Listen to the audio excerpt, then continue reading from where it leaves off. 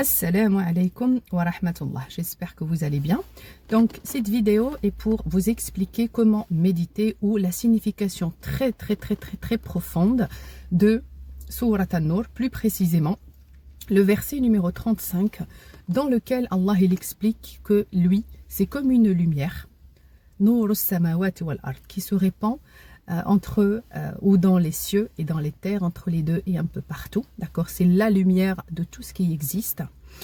Et ensuite il nous a décrit comment Allah Azza wa Jal il est, d'accord, comment elle est cette lumière.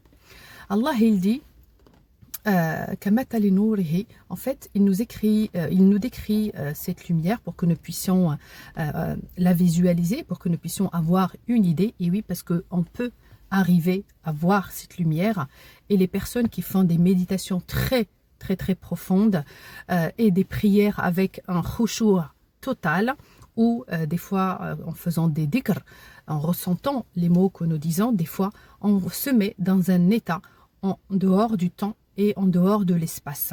Vraiment, quand on arrive à cet état-là, on se déconnecte complètement du monde matériel.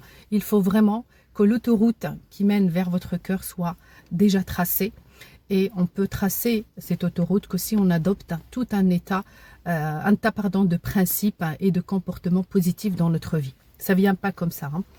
Alors, Allah Azza wa Jal, il nous dit, ma lumière est comme une lampadaire. À l'intérieur de ce lampadaire ou cette lampe, si vous voulez, il y a une ampoule, d'accord, al-misbah.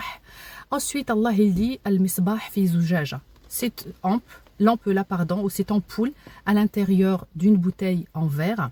Cette bouteille en verre ressemble à une planète, Kawkabun Durri, une planète nucléaire.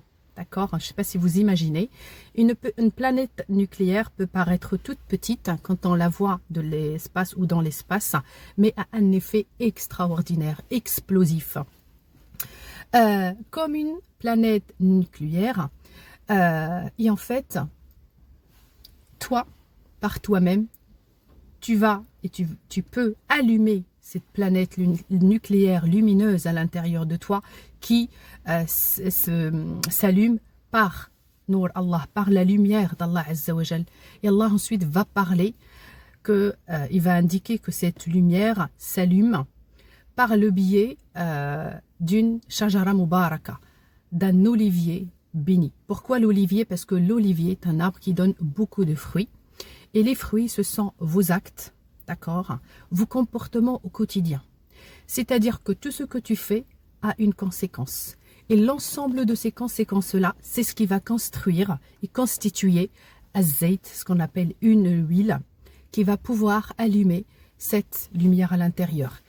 Et donc tu vas pouvoir l'allumer et tu vas pouvoir donc manifester cette lumière, et tu n'y arriveras jamais, bien entendu, d'atteindre la lumière totale d'Allah Azza wa Jal. Et Allah Azza wa Jal, il dit Walaw lam yamsashu nar, c'est-à-dire tu vas être touché par les différentes preuves qui vont constituer comme un feu, d'accord. Tu vas peut-être connaître des difficultés, tu vas connaître plein d'obstacles, tout ça Allah Azza wa Jal les met sur ta route pour te tester, d'accord, et savoir si tu arrives à te maîtriser.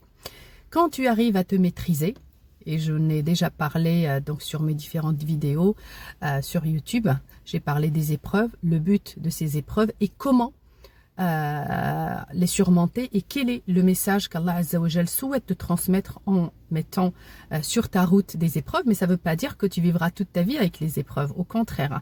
C'est comme une petite pierre sur ton chemin. Si tu arrives à la dépasser, eh bien, petit à petit, tu vas donner un fruit dans l'arbre, donc qui est l'olivier et qui est toi, d'accord? Donc, un acte, plus un acte, plus un acte, plus un acte. À la fin, il va y avoir un nectar, et c'est ce nectar-là qui va allumer cette planète nucléaire à l'intérieur de toi. Et Allah Azza wa Jal, il dit ensuite, Nourun ala nour. Tu seras une lumière sur la lumière autour de toi, d'accord, à l'intérieur comme de l'extérieur, tu vas pouvoir rayonner. Et Allah après il dit Yahdillahu li nourihi man yasha. Si tu veux avoir cette lumière, tu peux, c'est à la portée de tout le monde. C'est pour cette raison quand il dit la sharqiyya wa la gharbiya, elle n'est ni à l'ouest ni à l'est. Tu es africain tu peux allumer cette lumière. Tu es maghrébin, tu peux. Français, américain, asiatique, peu importe l'endroit dans lequel tu te trouves, tu peux atteindre la lumière d'Allah Azza wa Jal si toi, tu le veux. C'est pour cette raison, Allah il dit وَيَضْرِبُ اللَّهُ لِلنَّاسِ الْأَمْثَالِ. Il vous donne des exemples. وَاللَّهُ بِكُلِّ شَيْءٍ عَلِيمٍ. Allah est le connaisseur de tout. Donc quand Allah à chaque fois indique cette phrase بِكُلِّ شَيْءٍ عَلِيمٍ, c'est pour vous dire qu'il y a une science à tout. Vous cherchez, vous atteindrez donc la connaissance, même si on n'aura jamais la connaissance totale, d'accord. D'ailleurs, pour cette raison, beaucoup de gens disent que Allah il connaît tout, il y a certaines choses qu'on ne peut pas connaître. Ça, c'est le discours vraiment des retardés, d'accord. Pourquoi? Parce que il y a je dirais une cinquantaine d'années, vous pouvez d'ailleurs trouver les vidéos sur Internet, voire même avant, quand on demandait aux savants si on pouvait connaître ce que la femme avait dans son ventre, il disait, parce qu'il y a une ayat, donc un verset dans lequel Allah il dit, il n'y a que Allah qui connaît ce qui se trouve dans l'utérus de la femme. Et les savants, tous sans exception, quand il y avait les échographes, etc., ils disaient que c'était du shirk, de l'association, ça relevait du sihr, donc ça relevait de la sorcellerie. Bon, c'est que de l'ignorance.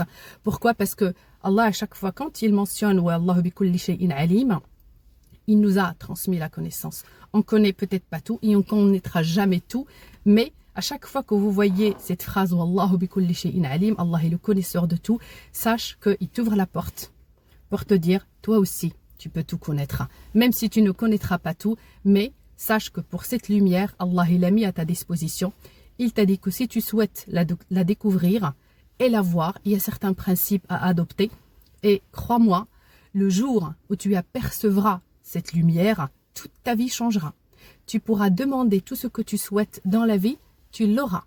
Ta vie d'avant et ta vie qui sera après que tu aies aperçu cette lumière sera complètement différente. Et comme je t'ai dit, et j'ai déjà expliqué, pour arriver à avoir cette lumière, comment vous dire, l'autoroute, c'est-à-dire tout le chemin pour que votre cœur s'ouvre, n'est pas facile, il n'est pas très bref, c'est-à-dire qu'il y a beaucoup de travail, c'est pas impossible, il y a du travail à faire et quand vous sentez cette énergie dans votre cœur et quand vous vous adressez à Allah Azza wa Jal dans vos prières, dans vos dhikr, dans une méditation, eh bien, normalement, vous vous coupez complètement, c'est-à-dire toute votre vie reste derrière et vous vous concentrez uniquement sur le moment présent.